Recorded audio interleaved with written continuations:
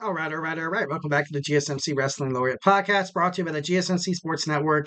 Just to kind of reflect on what we talked about our first segment, we talked about WWE SmackDown preview, so make sure you check out that on YouTube.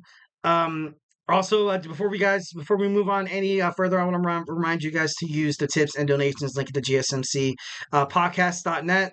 During the show, I get a number of questions from viewers like you, so ensure that your question gets read on air. I ask you guys to use the tips and donations link at the GSMCpodcast.net.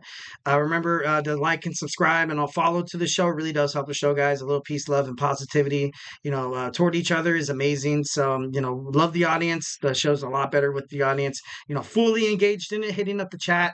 That's the link is at the GSMCpodcast.net. Excuse me. So let's talk about our Thursday night wrestling review. Let's jump on into the TNA Impact results of yesterday, June 20th, 2024. It's kind of crazy how we're in 2024. Like it's weird. Like it's crazy how you watch, movies like back in the old days, like Back to the Future or like what was it? The 2025. I saw it on Instagram the other day, and I was like kind of tripped out because everybody thought 2025 we're going to see hovering cars and like transporters and stuff like that. But like we're still, we're not that advanced yet, I guess. But although technology's pretty amazing, pretty amazing. So TNA Impact, you see the system come out right off the bat. You see Moose, you see Myers and Eddie Edwards. Dirty Dango, Johnny Dango Curtis. He recently helped. Obviously, he helped. I think he helped Moose. I think he helped Moose beat Matt Hardy on Against All Odds. But I guess Moose, he has words to say to Dirty Dango. Says that you are not part of the system. Like, and that that kind of sucks, man. This guy helped out. He did his best to make sure that your team won. But still, like, obviously, it's kind of a jerk there, kind of a jerk. That's kind of crazy. But you can expect the system to kind of move forward from here.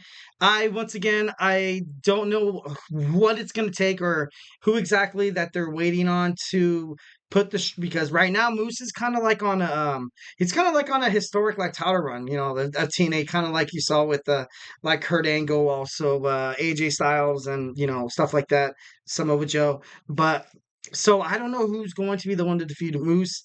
I don't know if it's going to be Jeff Hardy. Like I do have high hopes for Jeff Hardy, but I don't know. It should be crazy. Should be pretty crazy. So next we have the Hex versus Spitfire. Obviously you saw the Hex coming up short against I think it was and no, not Edwards, and no, I could be tripping.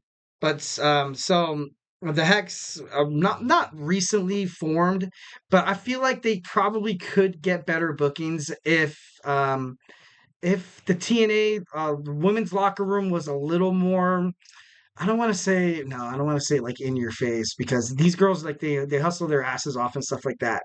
But the tag team division, I feel like maybe there's only like a limited established tag teams, kind of like what you see in WWE, where I feel like a more a broad tag team division was ultimately for the best success, and that's in terms of the men too on WWE and TNA. So you saw Spitfire, of course. I reiterate time after time how I was kind of surprised how Spitfire's world the Knockouts tag team title reign was kind of super short. So that means I don't know. It just seems kind of crazy, So Frankie Kazarian against Ace Steel. Obviously, it was. I feel like Ace Steel was kind of a little like older. Like when I saw him like punch Kazarian after he hit Henry with the brass knucks to win at Against All Odds. I was surprised, but this guy came out. He's like, I challenge you to a Chicago street fight. Should be obviously Kazarian.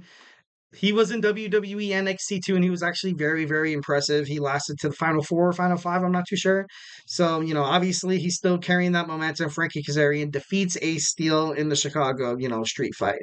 So PCO and Stephanie Landers dates. PCO and Stephanie Landers date begins with eerie music playing as PCO lights candles to set the mood. Oh my God, that's kind of crazy. Steph asked PCO about his interest, and they banter back and forth. Steph jokingly suggests that PCO loves the Notebook too, adding a lighthearted touch to the conversation. PCO pulls out a bottle of black liquid and drinks it.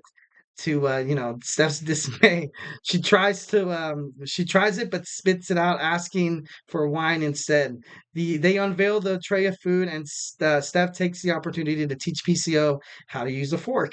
However, their peaceful moments are interrupted by AJ Francis and Rick Swan. They make their entrance. They initially appear by toasting the couple by suddenly attacking them. Instead, Francis throws wine suddenly, and then PCO's face, that kind of sucks.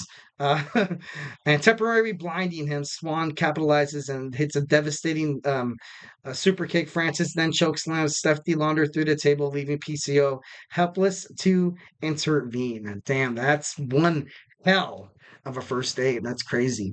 I kind of thought Steph D. Launder was kind of, she was kind of using this to, kind of lure PCO to AJ Francis, because I feel like she was going to stab him in the back. But after today, maybe she's going to have his back. Maybe, the French Canadian Frankenstein's going to have a nice little, some love. Nothing like a little love. What is it by the Beatles? All you need is love, guys. That love is all you need. Love, can't buy me love. Can't buy me love. So Ash by Elegance defeated Heather Reckless. We all kind of saw this coming. Definitely knew that. So moving on, Dirty D-Lo, Nick Nemeth, uh, Johnny Dango defeats Ryan Nemeth. That's actually kind of crazy. I would think that Ryan Nemeth would be more of like expecting like a big push after, especially their potential crossover with WWE. I feel like both Nemeth brothers are going to be, great within the WWE, but obviously, Dirty Dango Curtis defeated Ryan Emmett. That's crazy. And obviously, a lot of things. I think the upcoming event is Slammiversary. I'm not too sure, in July. So should be interesting to kind of find out what happens more in the ring of TNA Impact. Yeah, it's kind of crazy, kind of crazy. So let's move into our Ring of Honor review of the results. So Titan defeated Aaron Solo. We had Griff Garrison, Cole Carter, and Anthony Henry defeat the Infantry and Serpentico. We also saw, what else did we also see? Jacoby Watts defeating Brandon Cutler. And then we saw Marina Shafir defeated a Maggie Minerva. I know there was a big, there's a lot of big hype amongst Marina Shafir. So I'm gonna check out serious problem. She is a serious problem in the women's division. So should be, she kind of looks like, like a powerhouse. You know what I mean? The Iron Savages, Bronson and Boulder, and Jack Jameson defeats Isaiah Harris, Marston, and also Eric and Zanite. So Lance Archer defeated the Iceberg. Ooh, what a name, like the Iceberg. Layla Hirsch defeated Diamante. That's actually kind of surprising. That's kind of cool. Ring of Honor Tag Team Champions, the Undisputed Kingdom, Matt Taman and Mike Bennett. They defeated Angelo Parker and Matt Menard for the Ring of Honor Tag Team titles. I was, it was a long shot, but they had a chance. It was kind of cool that they were even able to kind of put up a fight there. So definitely love that. Ring of Honor World TV Champion Kyle Fletcher retains his championship against Lee Johnson. Once again, we all kind of saw this coming. Kyle Fletcher is kind of like on a level on his own right now. He's kind of, obviously you kind of have Will Ospreay kind of, flirting with the idea of eventually leaving the Don Callis family. So you kind of need that main other guy. So honestly, you have the Ring of Honor World Tag TV title holder, Kyle Fletcher. And like I said before, I feel like he's also going to make an impressive run at the Ring of Honor World Heavyweight Championship, which would be pretty awesome for like a new Don Callis, like, family. Obviously, you have Trent Beretta. You saw Don Callis on AEW Dynamite approach Roosh. So, definitely, a lot of stuff that, Ring of Honor and also TNA building up toward Forbidden Door as well. So, and also Death Before Dishonor. So, yeah. Pretty awesome Thursday Night Wrestling. I still gotta, check out some highlights and watch it on YouTube.